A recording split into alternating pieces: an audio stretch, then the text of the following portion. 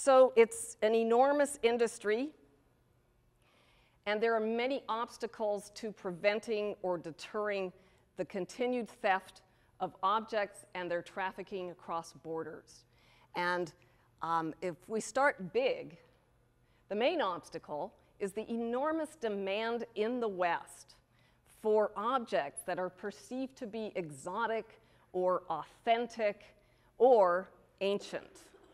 And this is really where my interest is.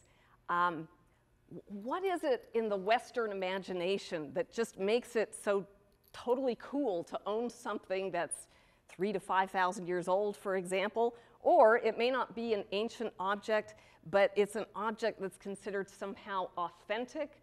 So one of my interests is to explore what is that meaning of authentic? What is it that makes something exotic and somehow appeals to Westerners so that they want to own it, keep it in their homes, etc. So certainly, if there was no demand for these objects, we would not have a problem. So that's the first obstacle, to maybe try to change our thinking about the appeal of these objects. And I think that once we understand what the objects mean in their local culture, that can help to combat some of that desire for those objects. A second really big factor has to do with global inequities. Basically, the enormous economic inequity between the Western world and the rest of the world. Because if it wasn't for the fact that for a poor farmer in Africa who either digs up an object on his or her farming field or encounters one in the course of their work and then sells it to some middleman who in turn sells it to a Western art collector, if it wasn't for the fact that the farmer can get more for that single object than he or she could make in 3 months of farming, then we wouldn't have a problem either, because it wouldn't be worth their while. And people everywhere, I think, are genuinely interested in protecting their cultural patrimony. But of course, if you're poor and you've got children to feed and send to school and so on, then it's worth your while to make the equivalent of about 3 months of work as a farmer or as a wage laborer through the sale of one object. And we'll be getting into that as well. So another big factor is global inequity. We can't do a whole lot about that. Cultural inequity as well. The fact that the world is becoming more globalized, which means that Western culture is really taking over and can reach out and become interested in these objects through our increasing ease of communication and transportation. A little more specific obstacle is that in the non-Western world, thefts are very rarely recorded. There simply isn't the infrastructure available for people who lose objects to turn to the police and document their theft.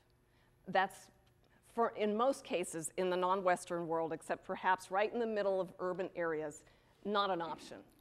Simply doesn't happen. So we don't record the theft of objects. And I'll get back to that at the end of the talk as well. Okay. So what I want to do now is to turn to the story of how I got into this particular field as a cultural anthropologist.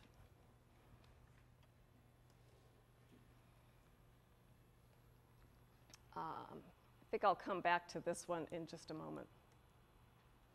Okay, this is a map of where I work and where I've been working for the past 15 years or so.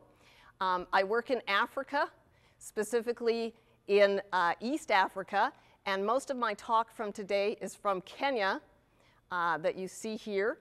Kenya straddles the equator, which runs about right here. And then I work down near the coast, the Indian Ocean coast. I actually work in the hinterland about 30 or 40 miles away in this area that abuts what we call the Swahili coast.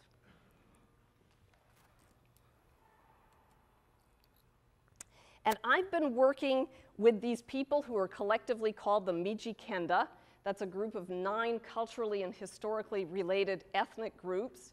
And you'll see the word Giriama here because that's the specific group that I'll be addressing today. And my interests began very far away from this topic. I specialize in gender theory and theories of aging. So you will see how I got into this topic as we move along. So the people that I work with live spread out over the countryside in nice rolling tropical hills like the ones you see here. And they are what we call subsistence farmers. They basically grow food to feed themselves. Their main crop is corn. And then they also grow coconut palms that you see everywhere. And they sell the meat from the coconut palm to cooperatives that make copra, which is used for things like margarine and oil. Now, as is typical in Africa, most people still live in the countryside and rural areas, spread out in what we call homesteads, which are collections of extended families, a collection of houses near their farming fields. And it's a very tropical, hot, humid climate, much like Kentucky during the summer.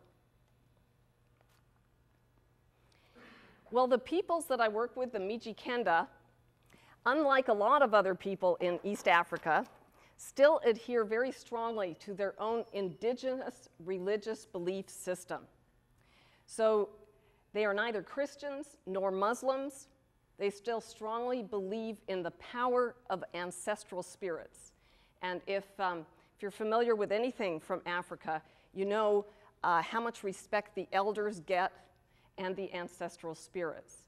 And this is no less true of the people that I work with. So you will typically see in the center of one of these collections of houses that we call a homestead, for lack of a better term, little statuettes just like these that are somewhat like tombstones, except they're not actually put on the grave. They're put in the center of the homestead because they represent the recently deceased, the spirits of the recently deceased. And so any Mijikenda man, when he comes home in the afternoon from a day on the farm or, in rare cases, a wage labor job, he will kick back, not with a beer, but with a cup of palm wine, because they make wine from the milk of the coconut palm. He'll kick back with a calabash of coconut palm wine. And before he does that, he will always go and say a few words and give a libation to the ancestral spirits. And if you see these small statuettes in front of the somewhat taller ones and the slightly carved ones, there are coconut shells, and that's where the libation goes. And you just pay a few words of respect to the elders, and you do that every day because you believe very strongly that the spirits of the ancestors are there protecting the lives of the living.